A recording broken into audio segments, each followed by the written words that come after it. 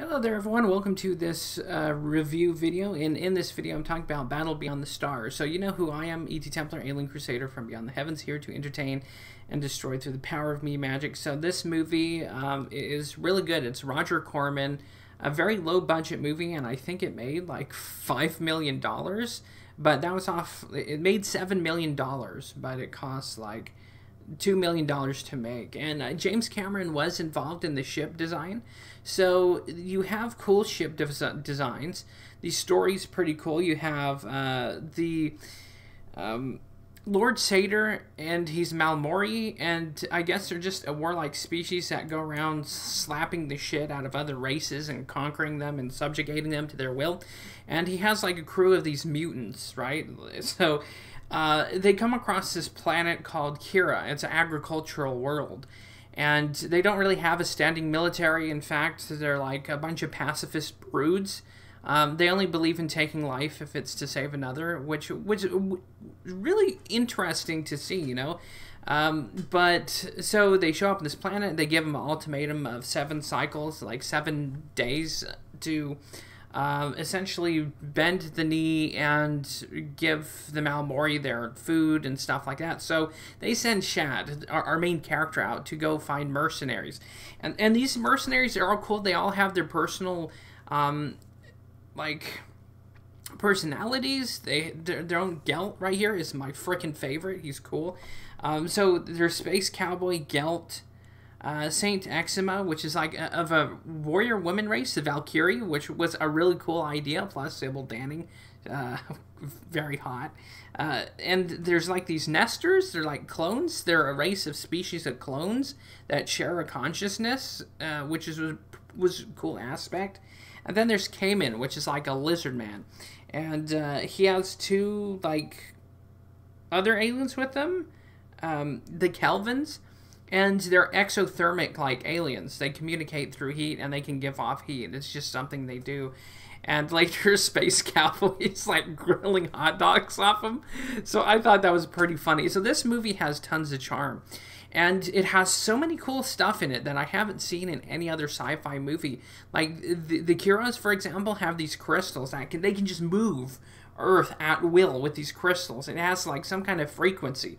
So before the Malmori invade, they're building these massive trenches, like 10 feet, 12 feet deep. You can't even see, like, these are some deep trenches. And of course, when the Malmori invade, that's where the mercenaries and the Kiras just ambush the shit out of them in these trenches.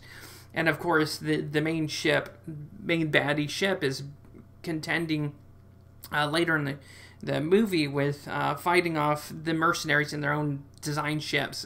And that's a really cool thing about this too, is like each mercenary has their unique look to their ships. And if I could compare this to a movie, it's kind of like a Magnificent Seven meets Star Wars. Here's another cool ship design, by the way, where he's Space Cowboy's like space freighter, where he hauls freight. And that's where the Kirans get most of their guns and their phasers and laser guns, because he was shipping an arms shipment to another world that was contending with the Malmori. But the Malmori ship has a, I think I wrote down, a stellar converter, which is kind of like the Death Star. But the stellar converter, in comparison to the Death Star, is cooler. It's more malevolent, because when this thing fires, according from what I've seen in the movie, it ignites the whole planet. So somehow it fires a laser that causes a chain reaction. This isn't in the plot. This isn't described, but this is just me adding my own personal touch to it.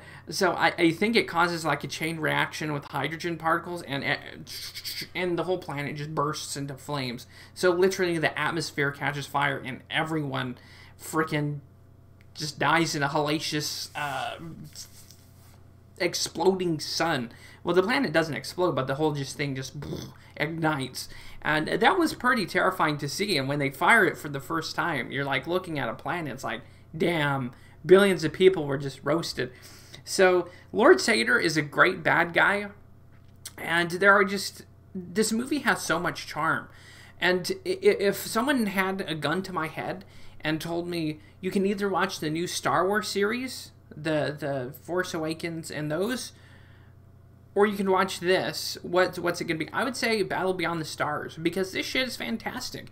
This movie has charm and characters. It has a plot that's interesting. There's a part where one of the characters is a daughter to like this mad scientist who makes androids, and there's a part where Shad visits this space station full of androids, and it's terrifying because they all look like humans, but they're just androids, and that was pretty cool. So there's elements of this movie that's just absolutely fantastic, an absolute joy to watch. Plus, if you see this picture here, like all these ship panels are like 2001 Space Odyssey, tons of buttons. They have like visors that come down, a very cool design for spaceships. And I'm not showing most of the videos here for copyright reasons, and I also want you guys to, you know, see this stuff for yourself. And I'm not going to spoil the movie here. This movie is like just fan-frickin-tastic. And if you're a nerd like me, if you love sci-fi, if you like Roger Corman, and especially if you like Sybil Danning, of course you're gonna love this movie. And it's very cool. And even the space battles, they're not bad. They're entertaining. They're cool. And it's just cool to see these mercenaries essentially fight for a agricultural world that can't defend itself, which that was really cool. Even Gelt, this like cold-blooded like assassin, like his story is that he solves disputes. So basically, if there's like people have an issue, someone hires him and he freaking kills everyone. And it's revealed that he's kind of a sociopath, but he signs up with the Kira just because it's like, well, I sleep with my back to the wall. I only eat snakes, because he lives on like an abandoned like swamp planet. So he signs up because just for the sake of food and to be safe, to hide. So, and then every character here too, the mercenaries have their own reason for joining up and fighting for Kira. Cayman, even the lizard guy, his planet got blown up by HayDur, and he's like, ooh, I want a piece of this. There's even a scene where he calls him like an old degenerate, and he goes into a kamikaze style attack. I'm not gonna like spoil much, but it's badass. There's tons of just action sci-fi cheese. The costume designs are great. There's charm to this. There's just so much here that's missing from the new Star Wars movies. And as well as, you know, there's Sybil Danning, there's the mad scientist's daughter. You know, for its time, it's kind of ahead of its time, because, you know, now everyone, like, even the Star Wars movies is about that, like, women power, right? And they're always like, there's never been a strong female protagonist. Well, this movie was done in the 80s, and Saint X-Men, right here with the Space Cowboy, is a badass. She's great. And that's all without having to, like, hit you over the head with some bullshit, like, feminist message or agenda, right? It's not like Rey from Star Wars, where she just, for no apparent reason, knows all this, like, these lightsaber forms and force powers. Well, I guess because she's technically a female clone of the Emperor, I guess.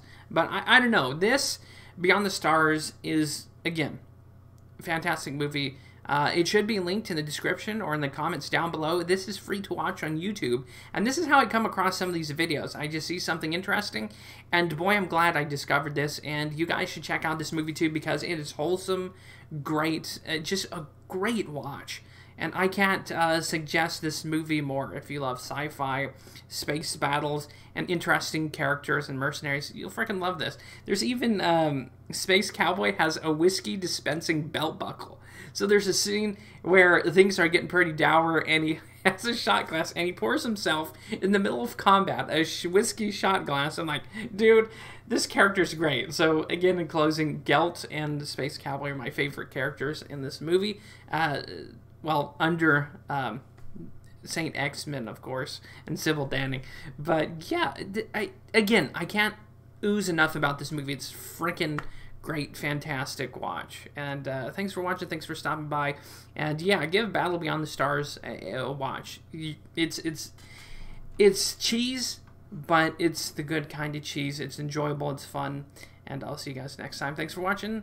Take it easy. God bless. Stay happy. Stay healthy. And I will see you guys next time.